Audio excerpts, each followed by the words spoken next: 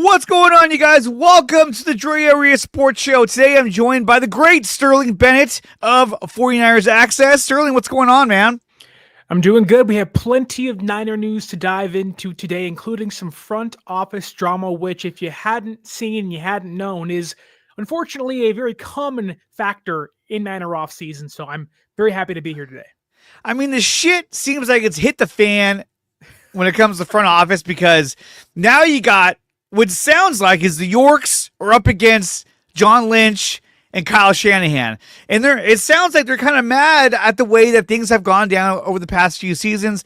And like a lot of Niner fans, they're pissed that they haven't won a championship, a Super Bowl. And I guess that would have solved all the problems. I doubt that, but still, it would have made them probably a bigger chunk of change, which they were probably looking forward to.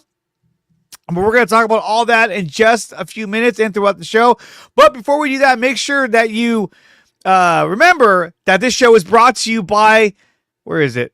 It's brought to you by SeatGeek. Use promo code DreArea Sports when making your first purchase over at SeatGeek.com to save up to $20 on that first purchase over at SeatGeek.com. We're also brought to you by BetUS. Use promo code DreArea Sports and they will match you up to $2,000 in your first three deposits when you use promo code DreArea Sports. BetUS, it's where the game begins. And we're also brought to you by PowerBrandSystems. Use promo code 300POWER to save up to $300 on your first purchase over at PowerBrandSystems. If you're looking for a team to design a website for your YouTube channel, small business, social media account, they can do all of that. If you want an example of that, check out my website, which is nicotina.net. That is the homepage for all three of my websites, and memberships are available under DreArea Sports, which is this channel you're watching right now. So definitely check that out. I'll also put in a link later where you can join the community, where you'll get daily updates on 49ers news and transactions, and that's only costs right now. There's an off-season special, Sterling. It only costs $1 a month to be a part of the community. During the season, that will go up, but during the off-season, it's only $1 to be a part of the DreArea Sports community. And of course, I follow Niners heavily. I also follow Warriors and Giants as well, but the notifications are going to be all for the Niners, because that's the bread and butter of this channel. So, with that being said, let's take a look at this article. Deanna Rossini posted this, but it's actually written by Mike Silver, so I guess she's promoting his article. Sterling, you got a chance to read this. You have a subscription to The Athletic. I don't. So talk to us a little bit about this article and what was Mike Silver trying to get at when it comes to the front office? We've heard long and hard about the Niners having this transitional shift. Long and hard, yeah. Yes, from a roster standpoint, wanting to get younger, wanting to shed some contracts, which shouldn't really shock anybody knowing what John Lynch said at the Combine press conference he had. However, this kind of gave us more insight into what's happening behind the scenes, things that really aren't being told to us, although I think should have been pretty obvious if you can listen to what John Lynch said, trading away Deebo Samuel, and how some insiders, Adam Schefter, Albert Breer, have talked about the Brock Purdy contract, that there is this sense inside of the San Francisco 49ers front office, this being Jed York, Parag Marathe, who does all their money contracts, John Lynch and Kyle Shanahan, that, look, we gave you a leash. It got longer and longer and longer and longer as you won more, as we tried to be all in, and we made some good moves, re-signing Fred Warner and George Kittle and Nick Bosa, but we also maybe have made some bad moves, re-signing Deebo Samuel to a big contract. A lot of this seemingly stems from last offseason with Brandon Aiyuk, 4-year, $120 million. And because of those misses, those quote-unquote bad moves they've made, the front office is saying, look, that leash, instead of being longer and longer and longer, is getting tighter and tighter and tighter. And you're seeing almost the financial side of things, not to say supersede the roster management or how this team puts together their team this offseason, but it does maybe is more of a factor in regards to how much they can spend, how more willing they are to spend this offseason on certain players. I have a hard time believing you're going to see San Francisco dish out a big money deal this offseason. It seems like they want to in a way, kind of hit the factory reset button on this team. They like some players they have, but I think a lot of this is going to go into the Brock Purdy conversation of, okay, we're not going to give you $60 million. We're not going to give you $50 million. We are going to be penny pinching as much as they ever have in the last 4 or 5 seasons. Now, the problem with this I'm having is that a lot of people are getting this kind of confused. And I'll admit, I was one of them as well. So I'm being fully transparent, okay? When we talk about a reset, this is not exactly a rebuild. They're just kind of resetting their financial structure. Is that what we're looking at here? Yeah, this is not we're punting on 2025. This is not we're going to start trading away everybody we have. This is more of a look. We have to take a long and hard look again. Yes, long and hard again at this roster and say what's working, what's not working, and let's be honest with ourselves. Sometimes, and it seems like what Mike Silver's hinting at is that Kyle Shanahan gets these emotional ties to certain players, Deebo Samuel, last offseason, Brandon Aiyuk, and it sometimes can jade or blind how he views how much money this team should be dishing out to big name players. And because of that, the front office, being Jed and Parag Marathe and other executives behind the scenes, are saying, look, not to say we have to take away power from Kyle, but you almost have to kind of give him a smack in the face and say, focus, dude. Do you not see what we're doing here? And what you've done, which you can be lenient when you're winning football games, but after you go 6-11, Deebo has a down year. Aiyuk gets injured after a massive 4-year, $120 million contract. You give more money to Christian McCaffrey, who doesn't play basically the entire year. You give Trent Williams a lot more money, who plays half a season. You start to take notice of, okay, these guys are getting older and more expensive. We have to hit that reset button, not a rebuild button. It's more of a recalibration. When, it's go back in the olden days when you had the old N64s. You didn't want to get rid of your video game. You gotta go to your cartridge and give it one of those hit the reset button and make sure it works, right? That's what this is. Exactly. And so I think for some of us, this is a good thing. And here's why. So I've been looking at this and kind of, thinking in my head about the retooling, resetting kind of thing. And I started making a comparison to another team that you and I are pretty familiar with. And when I thought about it, I was like, this reminds me of the San Francisco Giants. And why is that? Because the Giants, they signed a lot of players during their championship run. And then they were stuck with these old, washed up players with big contracts. And they couldn't do anything at the trade deadline because nobody wanted to take on these guys. And they kind of hamstrung them on what they were able to do in free agency and at the trade deadline. So I think when you compare them to, and I tend to do this a lot lately, when you compare them to the San Francisco Giants in that model that they were in, I think they're taking a proactive approach and making sure that they do not fall into that same trap. The same trap that teams fall in when they start signing all these players to extensions and big contracts, and then they get older, they get less productive, and they cost more money. And I think because the Niners had a 6-11 season that was not good at all, I think the Yorks are saying, hey, look, we gave you all this money. We gave you all this leeway. It's time to, I don't want to say it's time to rein it in, but I think it's time to reset all this and let's trim the fat on what we don't need and what we do need. And the fact that they have 11 draft picks in this upcoming draft. So they have an opportunity to really restock on talent from this draft, which we know is already deep with offensive linemen and defensive linemen. It's pretty good with receivers. It's pretty deep with running backs. So there's a lot of positions to pick from in this upcoming draft, and you have 11 picks. So I think that's kind of what we're looking at here. Sterling, do you agree this is more of like hey, let's not get stuck with all these older players that we can't move and are making a lot of money and are hurt all the time? Does that make sense what I'm saying about the San Francisco Giants?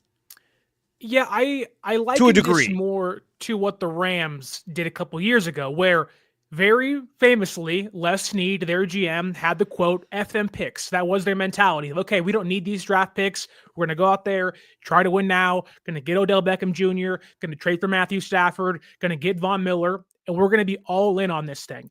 And for the Rams, it worked. They got a championship out of it, which sucks for us, but they got the job done. We didn't. And we almost when beat you them get the too. job done, you can justify decisions like that and say, look, it paid off for us. And if you're San Francisco, well, yes, they've been super successful. You can argue the second most successful team since 2019 besides the Chiefs, albeit, again, never winning a Super Bowl. I think this is the Niners, like the Rams had in 2023, when they bucked that trend of F those picks, said, no, we have to hoard these picks, infuse our roster with young talent to hope that can bridge us back to being more competitive. I think that this is them having that, kind of realization. This is their, oh my goodness, come to Jesus moment saying, hey, we can't keep cashing in. We can't keep paying big money for players that aren't going to be on the field. We can't keep giving away. And look, it's not a cap problem. It's a cash problem. Cash. San Francisco has about $30 million in cap space still. I had that same problem, by the way. It's a cash problem. That's why you have a SeatGeek partnership to get yourself $20 off each purchase. So there we go. This is essentially them telling John and Kyle, look, we believe in you, we trust you. However, we've been a little lackadaisical, maybe been a little too lenient in how much we spent some money, taking some chances, they haven't paid off. Let's tighten those reins a little bit. Even Mike Silver says, look, Kyle's going nowhere. His seat's not hot, not even warm. Kyle is this team's head coach, but a 6-11 season certainly makes you look around and say, something has to give, something has to change. And I think the spending is what they're leaning towards being that big shift this offseason. Yeah. and to me, a lot of people are spinning this as like, oh, this is the end. But if you look at what they're doing, right, compared to a lot of other teams in the league, a lot of other teams, this would be a fire sale. This would be get rid of everybody, let's rebuild, and we'll sign Brock Purdy to a massive deal, and then we'll get rid of everybody else, and then we'll retool and just get a bunch of young players around him and hope for the best. No, the good thing about this is that they're actually trying to, in a sense, restructure the team so that they're more cost effective, but they're still able to make acquisitions on players that they feel are going to make a bigger impact in this upcoming season and in the future as well. So for me, this is a good thing. Now, there is talks also about Yetur Gross-Matos and Leonard Floyd possibly getting cut as well. That shows you the level of urgency that they have in order to kind of correct their financial status, but also freeing up cap space to bring in more talent. What do you think about the idea of possibly having Gross-Matos and Leonard Floyd cut as cap casualties? I can certainly see Floyd being cut this offseason, knowing that the savings are a little higher than Yetur Gross-Matos would net for this team. I also think that this team, if you believe they maybe want to sign Jonathan Allen, I'm sure we'll get into him in a second. Malik Collins, I think, could be maybe even a better option to get cut this offseason, knowing he has a roster bonus due somewhere in March. They may want to avoid that. I think they can save some money on the front end there. That said, I know we'll get into Joey Bosa in a hot second. I think it'd be really redundant to acquire a player that has massive injury history and then trade away a player that hasn't, or cut a player, that hasn't missed a game since 2017. Now, maybe they don't sign Joey Bosa, maybe they do. But I think in an odd way, Joey Bosa and Leonard Floyd may be kind of a 1-2 punch of like, look, you are the 1 and 2 on the other side opposite Nick Bosa. That said, I would agree with you that this is not San Francisco punting on this year. I think the urgency you're speaking about is a really good thing. I know many people will get negative on this, saying, oh, there's a fight inside the front office. This is a power struggle inside of San Francisco. And while maybe you can get there in some roundabout way, I don't think this is a quote-unquote power struggle. I think that's a very harsh word to use in this case. I think this is 4 people, John, Kyle, Jed, and Parag, coming together, having a brutally honest conversation, saying, hey, look, we love you guys. You guys are this team's head coach and GM, but something has to give. And I think, well, maybe you hear of other cuts coming along or not bringing back certain guys, wink, wink, Dre Greenlaw.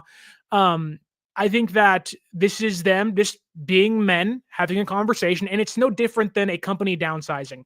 When I was living in the Bay Area, working at 957 The Game, there was massive cuts when I was there. And they viewed this as, look, if we can cut people making $300,000 a year and plug in somebody making $80,000 a year, and they can give us the exact same production, why wouldn't any business do that? This is no different. And in that case, for the radio station, it certainly sucked. A lot of people were hurt by that, and not to kind of flame who I work for, but it's more so about just any business does this. Any business. Business 101. If you can get the exact same level of production and output from a different source or person making half the money, of course you're going to make that decision. And San Francisco have used players like Deebo Samuel, Javon Hargrave, maybe Dre Greenlaw, Talanoa Hufanga, could be Kyle Juszczyk, of players that are highly paid that they view they can get better production from cheaper and younger players maybe as soon as this offseason. Absolutely. We have a news update. This is a little spooky, so I'm going to go ahead and pull this up.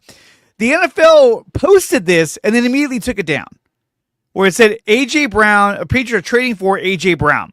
So apparently this got posted by the NFL, and the NFL took it down immediately. So this may have been a mistake. This may have been... Script has been leaked. Can you imagine? Now, this would be a big cap hit for the Eagles, but it may be a case where it's like, Brandon Aiyuk, where they got a bunch of guaranteed money heading his way, and they want to get rid of him before they have to pay him out. They just did give the extension to Saquon Barkley, so I don't know if this is true or not, but interesting. What's that? Oh, yeah, and Zach Bond. I mean, a guy who was virtually just a role player and had a breakout year, and they gave him a big contract. I was surprised that they re-signed Zach Bond. I thought they were going to let him go. Because he's a guy that, look, he had a great year, but is he going to do it every single year after that? I don't know, but they would know better than I do because they work with the guy every single day. Anyway, just thought I'd bring that up. That post is real. That was posted by the NFL. It's not AI. It's not some random person photoshopping things. Because the reason why I ask is because there was a report coming out of, I think, Boston by a reporter out there. I'm forgetting his name. He talked about the Patriots could very well be calling the Eagles about A.J. Brown. And I'm not sure if that post was based on those rumors and someone's having fun with it. But Mike Vrabel's in New England again. He was part of that regime that, he didn't want to trade A.J. Brown. The GM and the owner said, too bad, we're doing it anyways. And they want to surround Drake May with some pieces. So, again, I have no idea if that's real or not, but I would not be surprised if the Patriots are somehow kind of poking around, to use Diana Rossini's words, in regards to Brandon Aiyuk. I mean, can you imagine if they traded A.J. Brown and a series of picks to try and capture their first-round pick? I mean, hey. What pick do they have in the draft? Patriots have the 4th overall pick, I believe. Can you imagine if they got the 4th overall pick? 4th or 5th? I mean, I heard last night even talk about, what if the Niners package the number 11 pick and Brandon Aiyuk to the Patriots for the number 4 pick, and you get somebody like Mason Graham or Abdul Carter if he slips down. So that would be huge, I think. But the problem is that we keep talking about Brandon Aiyuk being traded. Yeah. And I kind of want to talk about that real quick because, look, I get what they're coming. I get where they're coming from. They're talking about how they're going to save a bunch of money because a lot of his options and guarantees are going to kick in April 1st. And so they're like, hey, if we can get rid of him now, that would save us some money. But if you get rid of Brandon Aiyuk, yes, he's not going to be ready by the start of the year. He'll probably be ready, I don't know. He's going to miss at least the first month of the year. And is he going to be the same when he comes back? We don't know. But if he is, then you're getting a really good receiver, a month into the season, maybe a little longer than that. If you get rid of him, now you're down to just Jennings and Pearsall, and then Jacob Cowing and whoever's still left. And that's another position you're going to have to retool because it's not deep enough. And you've already gotten rid of Deebo Samuel. So I see where they're coming from, like I said, with the money, but do you think the Niners will actually trade Brandon Aiyuk, or do you think this is just something that they're mulling over but is never going to really happen? I think that the Niners are certainly open to the idea of trading Brandon Aiyuk away. You already talked about, bonuses being hit on April 1st. That's kind of the hard deadline to get this thing done, knowing that's when the bonus hits. I think they are willing to listen for offers, but I don't think they're shopping him. I don't think they're actually, calling teams saying, "Hey, we're trading Brandon Aiyuk. What do you want?" This, in an odd way, because all the reports indicate that they, being the front office, have been irritated, regretful of the Aiyuk deal, does seem more like a little bit of vengeance coming their way, if you want to quote Batman in some way. This is them being like, look, we didn't like the deal then, we don't like it now. We're open to it. We don't love the idea of trading him away, knowing that he at least was an ascending wide receiver a couple years ago before the injury. I don't think they do trade him. I don't think it's smart for a team to sign a player to a $120 million contract over 4 years, and after one offseason in which he plays 7 to 8 games, get that pissed about it and say, well, get him out of here. Now, I will say this team has been more aggressive in admitting their mistakes in recent seasons. They cut Cam Loftus after 2 years. They traded away Trey Lance after 2 years. They've been okay saying, look, we were wrong. Now, those two players weren't getting paid $120 million over 4 years, so it certainly complicates things. I think it would be, there's two ways to look at this. One, it's super smart to get it out of the way, rip the Band-Aid off, and save money down the road. Like, if they're that committed to saving cash, okay, fine. Like, if that's the route you want to take, you better have a backup plan, though. Because I don't think that backup plan is trading up for the 4th overall pick and maybe trading him to New England. If I'm the Patriots, I don't want the 11th overall pick and Brandon Aiyuk, who may or may never be the same again, and paying that much money for the 4th overall pick. I think Aiyuk fits best in San Francisco. I don't see a team wanting to give the Niners anything they're even thinking of getting for him. Like, no team's giving you a 3rd round pick. I think the compensation is probably where Deebo Samuels was, a 5th round pick or a 4th round pick if San Francisco is open to eating money, which I don't think they are. So, I don't think a deal gets done. I think next offseason, when Aiyuk hopefully comes back this year, maybe in November, October, who knows, and can show signs of being healthy, show signs of getting back on the field, show signs to opposing teams like, hey, I'm healthy, come get me. I think that is much, much more appropriate when it comes to maybe a trade window for them next offseason. There's less guaranteed money on his book at that point in time. But no, I think Aiyuk is stuck. And if you're Brock Purdy, well, maybe you didn't envision the same offense you had in 2023. You're looking around saying, okay, you're building around me. And while I certainly would, if I'm Brock Purdy, trust myself to get the job done, but you traded away my number 2 receiver. If Aiyuk's gone, my number 1 receiver. And then Trent Williams is 37 years old. Christian McCaffrey's 29 years old. George Kittle's in his 30s. Fred Warner's inching towards 30. Dre Greenlaw's gone. Tauno Hufunga's gone. Like, if you're a franchise quarterback wanting to get paid, you're like, hey guys, like, what's the plan? Like, what's going on? And not to say it makes Brock less committed to the team or desiring something else, but it certainly makes you kind of head scratch and say, well, I appreciate the belief in me, but it doesn't really make sense when you're paying Brock Purdy whatever he gets this offseason and trading away all his weapons around him. It really doesn't. Unless you're looking to, okay, so let's say they did a trade like that where they traded the number 11 pick in Brandon Aiyuk and they got the number 4 pick, right? Because let's say the guy they're going for, the Patriots, they're like, well, we can probably get him at 11 and it'd be a little bit cheaper than getting him at 4, at number 4 pick, right? So let's say they did something like that. I think in order to rebuild your receiving core, obviously I would draft a receiver somewhere in the 3rd round. But I think that's when you'd start to look at the option of, hey, maybe we bring in like a Devontae Adams if he wants to come for like a 1 or 2 year deal. And then that way we add a little more depth and experience to our receiving group per se. So I think it's possible. But if anyone's going to make a trade for Brandon Aiyuk, I think it's going to be New England because the fact that they have the highest, they have the most cap space. They have what, like $125 million, I want to say? It's a lot. It's a lot. So they could afford to take him on. Like, yeah, I can take him on. Fuck. But if he was healthy, this would be an entirely different conversation. He's hurt. And so it's kind of like, well, I'm taking a risk because if he comes back and he's not any good, then this is going to bite me in the ass. But New England has been dying to get a premier receiver. Sure. So when you saw the post of A.J. Brown, I mean, that's what they're looking for right there. Someone for Drake May to throw the ball to, because right now he just has a bunch of dudes wearing Patriot uniforms running around, and no one stands out. Don't you disrespect Kendrick Bourne and Demarius Douglas like that ever Kendrick again. Bourne was a great Niner. He was a great Niner. So we'll see how that plays out. But to me, again, trading Brandon Aiyuk, I still feel like this also could be a case where, let's say, ownership is telling the front office, like, hey, look, you spent a lot of money. We got to start being more efficient with the money.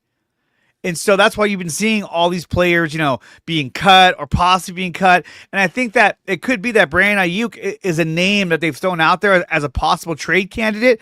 But in reality, they're not going to trade him at all unless they get wowed by an offer. But it's a way of telling ownership, hey, look, we're even trying to trade Brandon Aiyuk. They could save us some money if we do that. Are we going to do it? Maybe. But at least we're trying. So it shows management or shows ownership that, hey, we're making the effort to cut these costs. But the fact that he's hurt, I don't think that'll happen. But I do want to bring this up. And you brought up his name a few minutes ago. Let me see. Oh, I stopped sharing. Whoops. Sharing is caring around here. Jonathan Allen. He was recently cut by the Commanders as of yesterday. Or was it today? Anyway, he got cut. This is a candidate for the Niners to go after. Is Jonathan? I mean, we know that he was involved in the talks for Deebo Samuel. What are the odds the Niners make a play to get Jonathan Allen on their defensive line? I think the odds they make a play are pretty high. I think, you already mentioned there was talks of a, player for player swap, but San Francisco obviously valued that 5th round pick more than acquiring Jonathan Allen and his massive contract.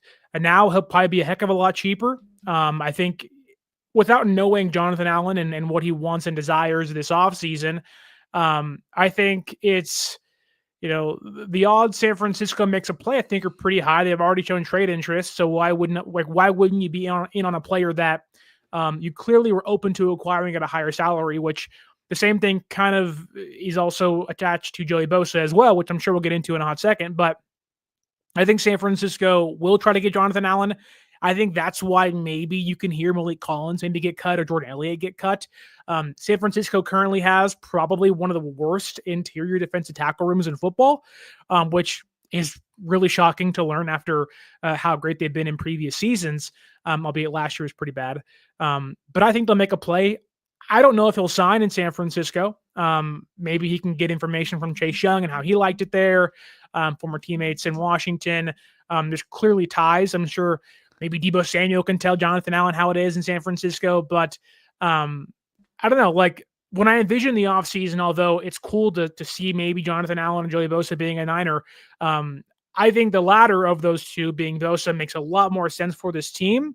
I think you have to get younger on the interior and trading for a 30-year-old player who, although can still be really good for you as a pass rusher, you're going to have to cut some more costs if you want to fit Jonathan Allen in your or under your books, depending on what he asked for this offseason.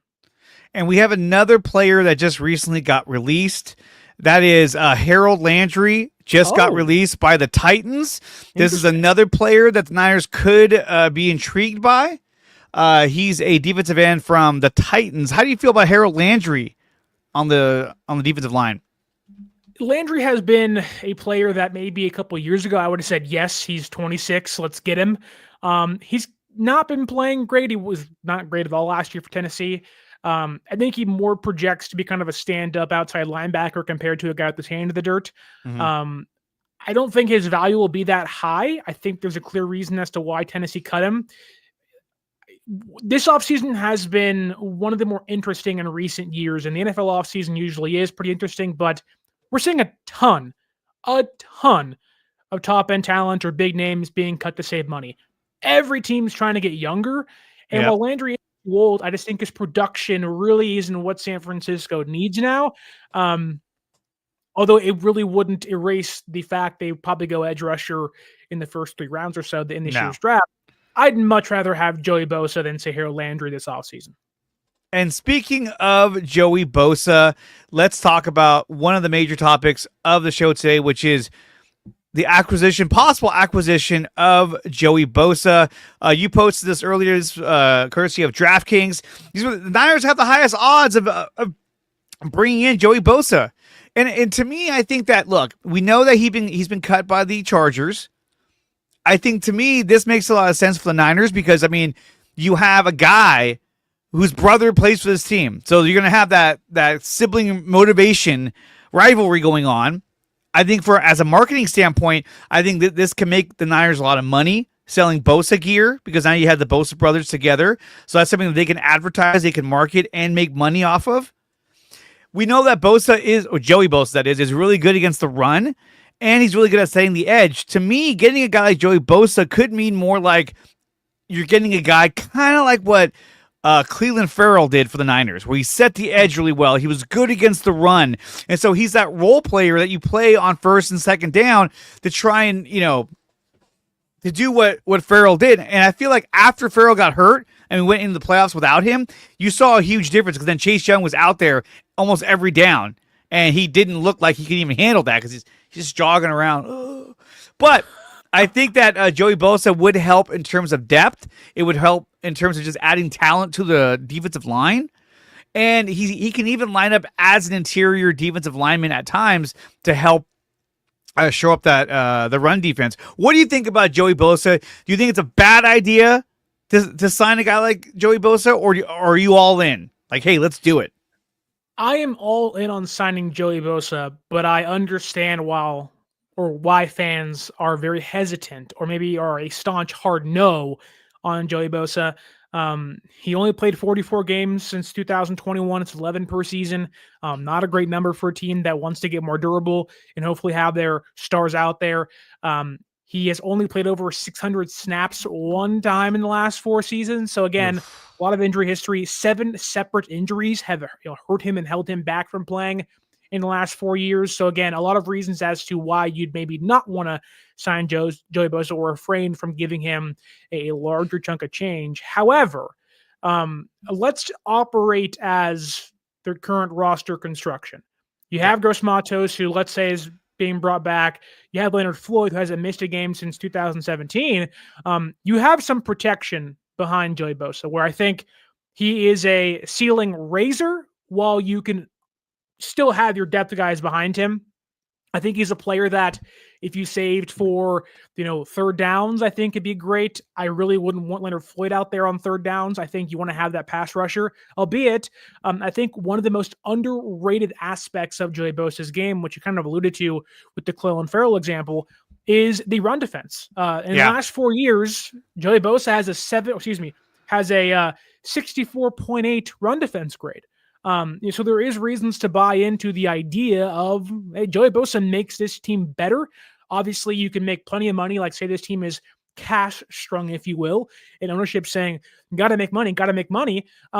You don't think they're not going to make millions of dollars off of Joey Bosa and Nick Bosa merchandise? Of course they will. They'll have a lunch specials, dinner specials, t-shirts, sweatshirts, hats, jerseys, everything. I'm waiting for the brothers to do the Dragon Ball Z Fusion celebration after a sack together. It's going to be awesome. But I think it makes sense. I know the Pro Bowl has kind of lost its luster in the last couple of years or so, but he was a Pro Bowler last year. He had 6 sacks, 39 pressures, a 13.4 pass rush win rate. That's 21st in football amongst edge rushers. You are essentially acquiring a top 20 edge rusher. Now, the price tag matters the most here, right?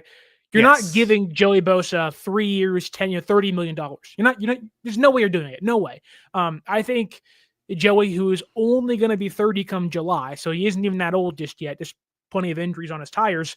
I think you get him for a 1 year, maybe a 2-year deal. You don't mind giving him $8 million, $10 million. But then you're saying, look, if you're on the field, we will incentivize you and give you plenty of cash. However, I think guarantees have to be low. I think it's almost like, look, play next to your brother Nick, have a good time, you have the camaraderie, you have the chemistry. But if you play for us and you're great, we're going to reward you. I view this as very similar to how San Francisco treated Richard Sherman, coming off the Yeah. Achilles injury. They wanted to bring him in. They knew he was a vet that can help the roster, albeit different situations. Now they were younger then. They wanted a leader. I think Joey, in the same vein, although to a lesser degree, you bring him in for a 2-year deal, incentivize the crap out of him. And if he's great, awesome, you pay him the money. And if he's not good, then whatever, you don't lose much in the long run anyway. So I'm all in. I think it makes a lot of sense, and I think they want to get it done. They had interest in him last year during the offseason. They almost traded for him last year, almost signed him last year had he got cut. So even their mother is like, get these boys together. So Cheryl Bosa, who follows Aaron from 49ers First Takes. I was going to say, Aaron is in contact with her. He's promoting the idea. So DMs are open. Yeah. All fronts are promoting this. We had a clip here from Matt Miyoko when he was on KMBR. Let's take a listen to this and see what he had to say about the acquisition or the possible acquisition of Joey Bosa. If it's the price range of previous Joey Bosa contracts, obviously not. He's just missed so much time, and he's had the injury issues that has been, a major reason for concern. He's not old, but man, he sure seems, he's up there in age. 9 years in the NFL. I think it's a possibility. I really do. Wow. And it's going to, and part of the reason I think it is because, it is a position in need. That they would have to make some other moves. Like, I wouldn't expect, for instance, if the 49ers were to show interest, and they have to show interest in him, but if they were to sign him, it would be a short-term deal, relatively speaking. Not a whole lot of guaranteed money, again, relatively speaking.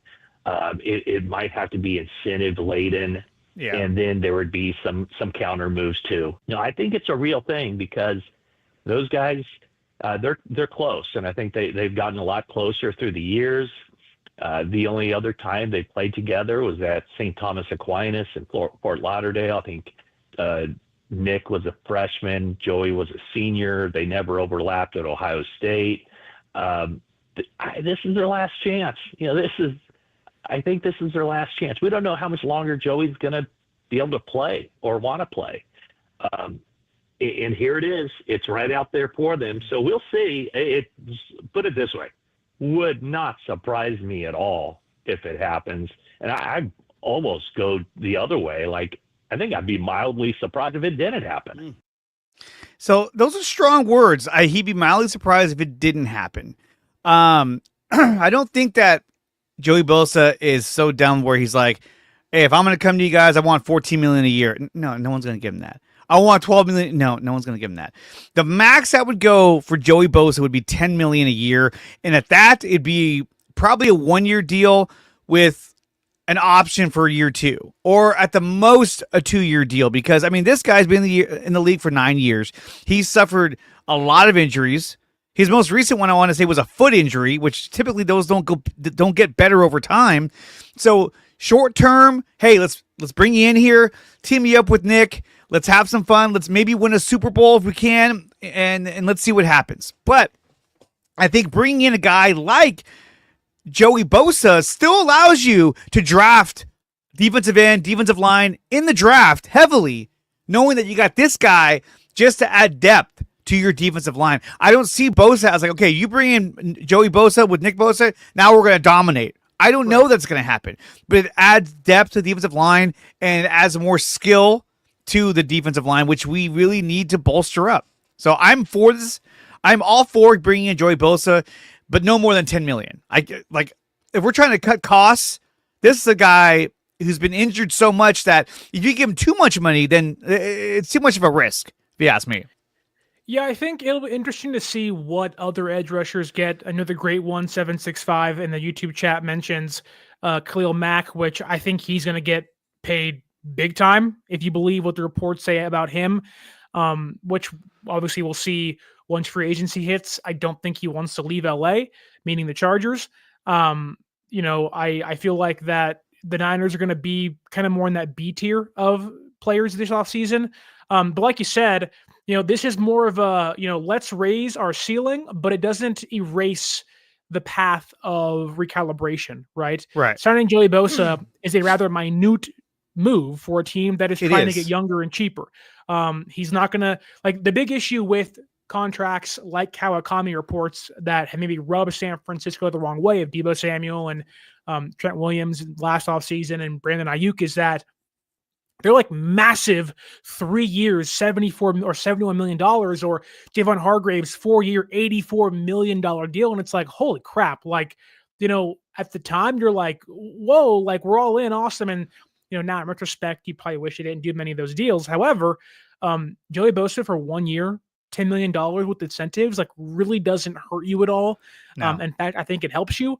I think, you keep Floyd, you keep Gross Matos, you sign Joey Bosa for a 1, maybe 2-year deal, depending on how he feels or how San Francisco wants to operate. But signing Joey Bosa is rather meaningless in the grand scheme of things when it comes to the direction this franchise wants to go.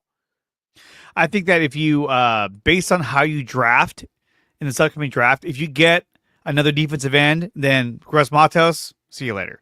Or Leonard Floyd, see you later. So it just depends on who they bring in and who they draft.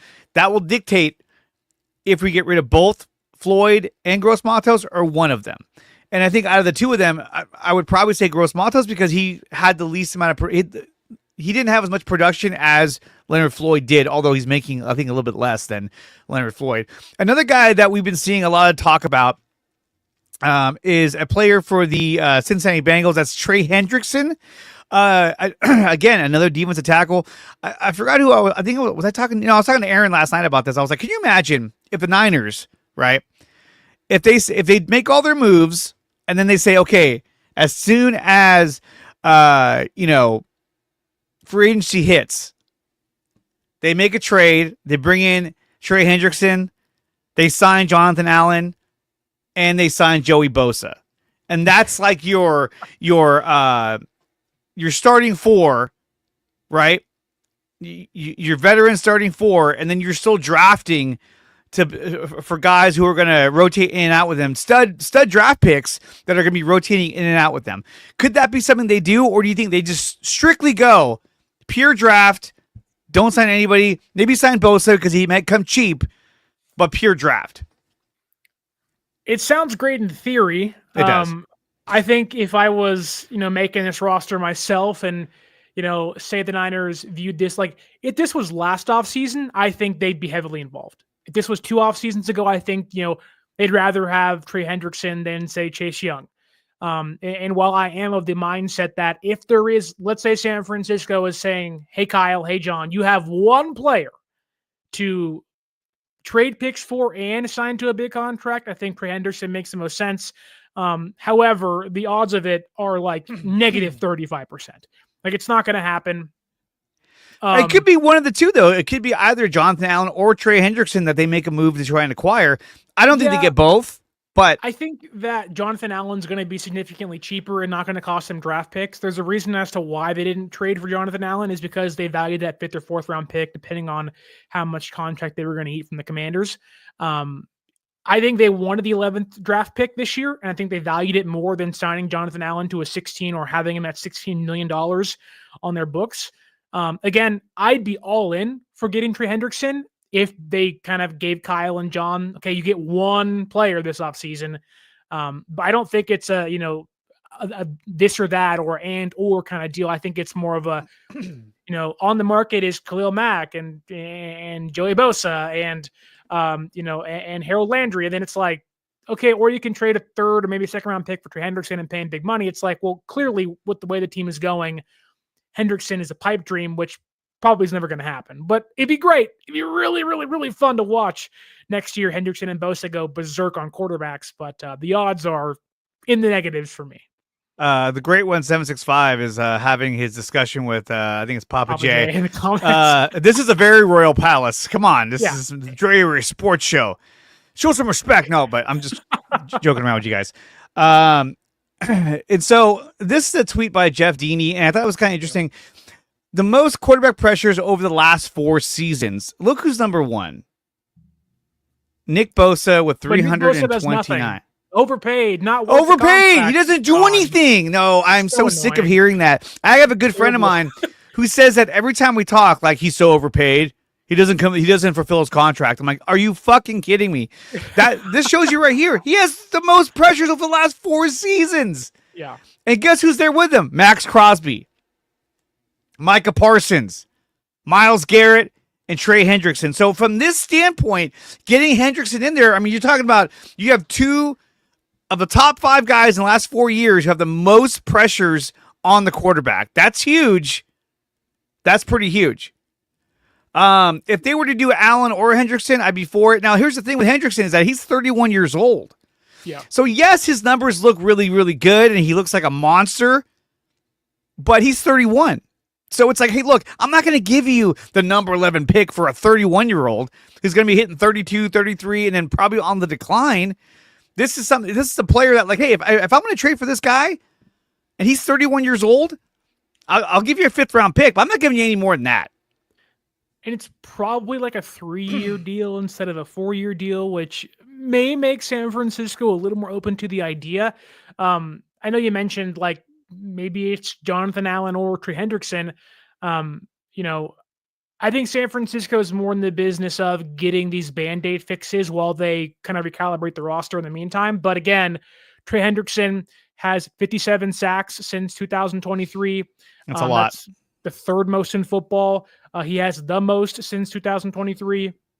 He has, like I already said, 299 pressures. That's 5th in football. Has the 2nd highest pressure rate at 17.4%, and has the 5th highest pass rushing grade at 92.2. So, like, the idea, the desire to want Trey Hendrickson opposite Nick Bosa is clearly like, yes, give it to me right now. I need it to survive, kind of thing. And again, I think if this was last offseason or 2 off seasons ago, we'd be all in. But I just think with the report today, and even the report today really isn't any different than what's kind of been hinted at by Kawakami and Matt Barrows and others. Like, there's a financial shift happening in the front office. Today, it just felt more like a hammering the point home until it's done, kind of the straw that put the camel's back kind of report. Trey Hendrickson to San Francisco, although it is great in theory, I just have a hard time believing it comes true. I don't see San Francisco willing to part ways with let's say it's a 3rd-round pick. I think that's pretty fair. The Bengals are also like, there's always 2 sides, right? There's the Brandon Aiyuk side, there's a Niner side. Like, I think Benali P asked earlier, like, why would Aiyuk want to come back and even play for this team now? They've talked so much crap about him this offseason, and the front office has been so adamant of this was a mistake. Why would he want to come back? Not to say it's the exact same way in Cincinnati, but they lost Sam Hubbard. They kind of want to pay T. Higgins and Jamar Chase. There's rumors Jamar Chase may get $40 million a year as a receiver, which that's tremendous, crazy. But holy hell, that's insane. Crazy. And so they're going to want some picks back, some valuable picks. And they have, arguably, if the Browns are so resistant to trading away Myles Garrett, the best edge rusher on the open market to trade. And that's going to be a high price tag, because while this draft class has some edge rushers, there's like 3 top guys and then a lot of B-tier players you like, but Trey Hendrickson far and away supersedes all of those, maybe outside of Abdul Carter. So I don't think it happens. I think the Bengals are going to want big time compensation. Oh, yeah. I'm sure they will. And not only that, but then you got guys like Myles Garrett out there. We've heard talks about how the Lions and the Eagles are going to go all in on Myles Garrett. So if either one of those teams were to get Myles Garrett, that's a huge impact. Yeah. So the Niners really need to beef up their defensive line, their offensive line. But at the quarterback position, there's been a little bit of a stalemate. And one of the reasons why is because $45 million, apparently the Niners have offered Brock Purdy a contract starting at about $45 million. There was just an update from Bleacher Report saying that Purdy's team says that they want what he's worth. Well, no shit. Putting out stuff like that, you're like, well, yeah, no kidding, dude. Like, well, why wouldn't he want? Everybody's like, right. And everybody's like, well, maybe he'll take a smaller contract because he's a Christian guy. Yeah, well, his agents aren't. They don't give a shit. They're like, no, that's cool. but we want 55 million. So let's not. And how do you say his name? Kawachipto says Niners always lowball. And so look, are they going to start at 50 or 55 million? No, they're always going to start at 45. Whenever you buy a car, you want to lowball. You're not going to be like, I'll pay extra, Right. So they're going to lowball him, see if he bites at it. A lot of the guys that I've talked to on the show predicted that this is where they should start at. I was talking with Jose Sanchez of SI. He said 45 million. Jesse Naylor, he said 45 million. And so I think that this is a good starting point for the Niners. Now, we know that Stafford's been signed. Sam Darnold hasn't been signed yet. So maybe they're using Sam Darnold as a barometer to see, okay, we know where Stafford's probably getting. He's getting $50 million a year. 50 a year. That's why it's a $100 million contract. They haven't released the numbers, but that's what he wanted. Now, if Darnold gets a contract between 50 and 55, then obviously Purdy's going to be like, well, I need more than that. I mean, come on, dude. Right. I'm better than him. But if he gets a contract around 45, then you can say, okay, let's start at 48. What do you think about this? If the Niners are using Sam Darnold as leverage, my God, they are dysfunctional as hell. Like, look, Sam had a great year last year until the last couple of games in which he just fell to pieces in the playoffs and against the Lions late. It's pretty bad. Purdy has been, 2 years of clear success. And, I think, unfortunately, in this day and age, we just see reports out there and they're like, this is fact. And it certainly could be. There's been no detractors of that number. However, when your quarterback is a former MVP finalist, has gotten you to a Super Bowl, damn near probably should have had it won, had it not been for outside things that maybe he really couldn't control. Spencer Burford, Jake Brendel not calling protections correctly. And yes, Brock Purdy maybe not playing his greatest in his biggest moments. You had to leave without him on the football field. That said, 45 to me, like, this really isn't news. I just think we're like, oh, Brock Purdy number. Oh my goodness, it came out finally. But also Jason LaCanfora doesn't know jack squat. Like, there is a website literally like designated as Jason LaCanfora's like inaccuratereporting.com. Like he got fired from CBS Sports because he was wrong so much. And again, he could be right here, but there's been so many instances where, one day he reports this guy's going to the Bears and then goes to the Packers. You're like, what the hell? Like, how are you that wrong on certain things? Which again, things change and things are nuanced and they kind of get liquidated. But I think 45 million is a good starting point. Let's say and this is the tricky thing. Brock Purdy's team may say, we want what he's worth. Brock wants what he's worth. Okay, well, we as fans, we as outside participants in their negotiations have no idea what Purdy wants. He could want $60 million. He could say, give me 55.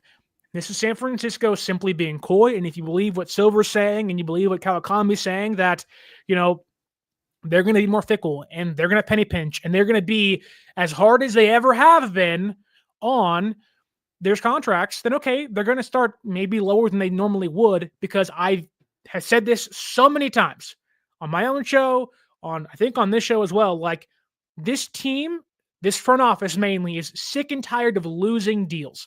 They are hyper-focused on winning these contracts that, of course, they're going to start lower.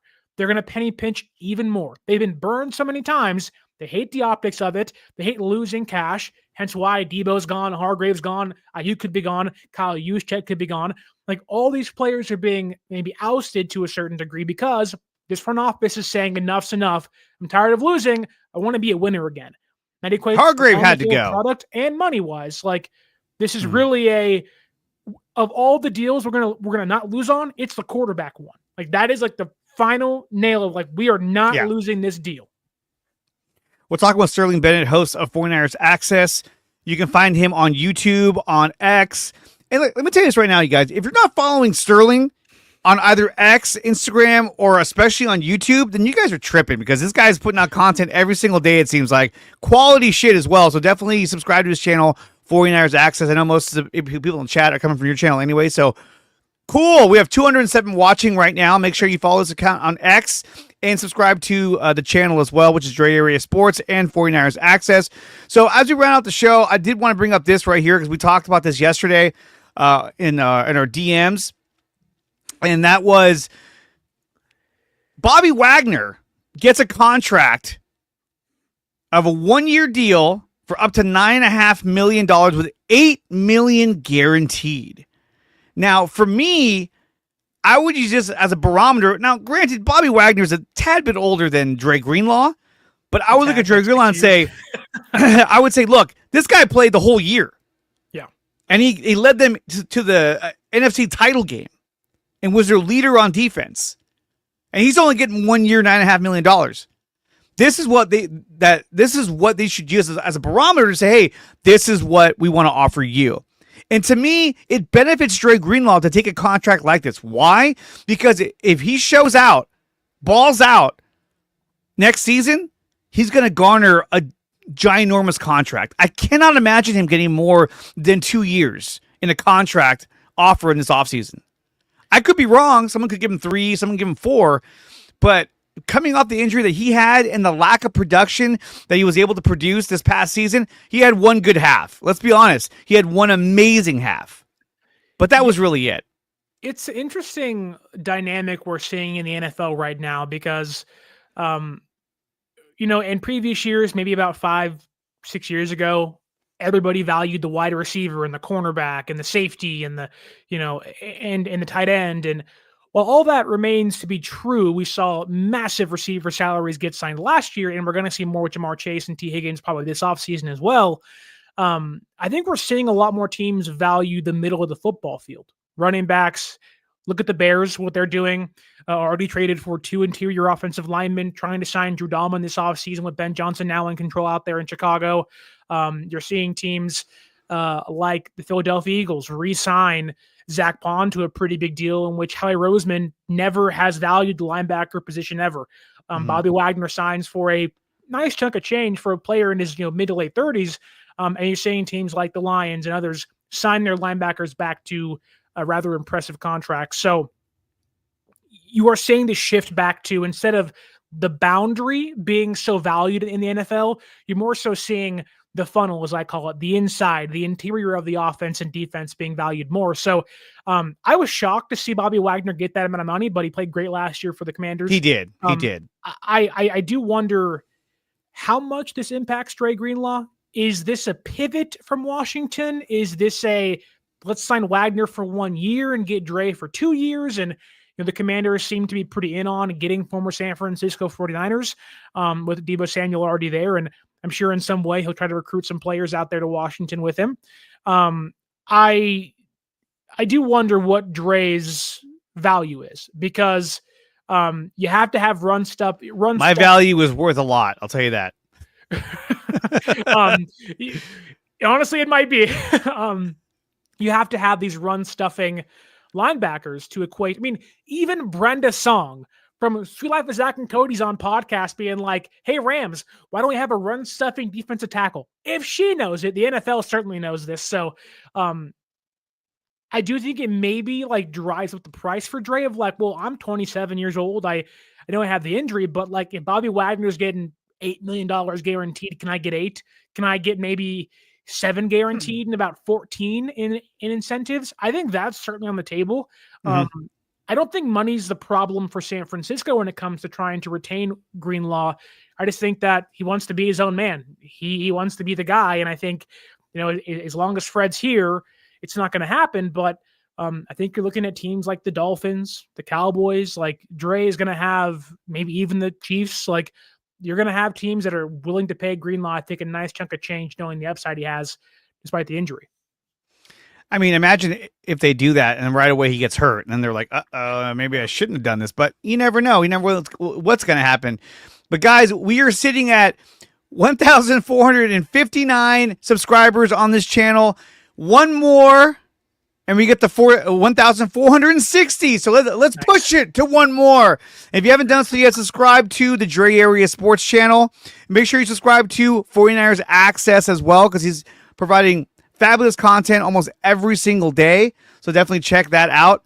Again, we're brought to you by SeatGeek. Make sure you use promo code DreArea Sports to save up to $20 on your first purchase over at SeatGeek.com. You're looking to go to the Niners game. You're looking to go to a Warriors game, Giants game. Go to SeatGeek.com. Use promo code DreArea Sports. We're also brought to you by BetUS. If you use promo code DreArea Sports, they will match you up to, you know what? I don't want to say it anymore. I'm going to let the AI say it. We'll be right back, and then we'll round things out. Post Game Live is brought to you by SeatGeek. Use promo code DreArea Sports to save $20 on your first purchase at SeatGeek.com. And we are also brought to you by BetUS. BetUS will match you up to 125% on your first 3 deposits up to $2,000 by using promo code DreArea Sports. PowerBrandSystems. If you're looking to build a website for your small business or YouTube channel, then check out PowerBrandSystems. Use promo code 300 Power to save up to $300 on your first purchase at PowerBrandSystems. Sterling, what do you got going for the rest of the week, and where can everyone find you and all your content? Yeah, I'm going to do a show probably somewhere in the afternoon. I got to talk about Jed York and this front office a little bit in more detail today. It's hard not to. Maybe I'll do it tomorrow, but the next few days, stay tuned for that. You can find the show, yes, on YouTube and where every podcast is available: Spotify, YouTube, Apple Podcasts, Google Podcasts. You can also follow me on social media at 49ers_access is the X, and 49ers.access is the Instagram. And again, I'll be in Japan during free agency, but I think I've wiggled my way into being able to cover somewhat of it while on the belated honeymoon me and my wife are going on next week. Well, it starts on the 12th, right? Right, yes. And that's is that a Thursday or a Wednesday? I think it's a Thursday. It's a Wednesday. It's a Wednesday. It's a Wednesday. I'm off on Wednesday, so I'm hoping to go. I will be going live on Wednesday, so hopefully we'll have a lot of news to talk about. And it won't be like the Niners trade deadline action this past season where it was with Khalil Davis. Khalil Davis, baby. Khalil Davis. Maybe he'll be back this year. I don't know. We'll have to wait and see. Guys, thank you to everyone who came out here today. We have 213 watching right now. Make sure that you like and subscribe to DreArea Sports Show. Make sure you like and subscribe to 49ers Access, hosted by Sterling Bennett. Follow these accounts on X, Instagram, and wherever the hell else he's on. I think he's on Threads too. I'm not sure. But go ahead and check that out. Check out my website, which is nicotina.net, as this is all part of the Nicotina Network because I have 3 different channels. Go to that website, become a member of the DreArea Sports Show. You get access to the community and get live updates as news and updates break on the internet. I will post them on there, and you'll get show updates as well, and get commercial-free access to a lot of the videos and content that I put on YouTube. I put it on there, and it's commercial-free. You don't got to worry about any pop-ups or ads or anything else. So definitely check that out. I appreciate everyone who's a member and who helps support the channel. And I appreciate everyone who's just watching today because I thought this was such a great show. And Sterling, thank you so much for coming on, man. Of course, I always love coming on. I know it was a late night DM like, hey, brother, you want to come on? And I was like, hell yes, I want to be on your show tomorrow at 10 a.m. Sign me up anytime, Dre. Dude, I saw you go live yesterday, and I was like, fuck, I got to get on. I have to do something. I was like, getting the itch. All right, guys, until next time, go Niners. This has an outro now, so I'm just going to go with it. I think when you hit end stream, it plays it. So, guys, go Niners, and we'll see you guys next time. Peace!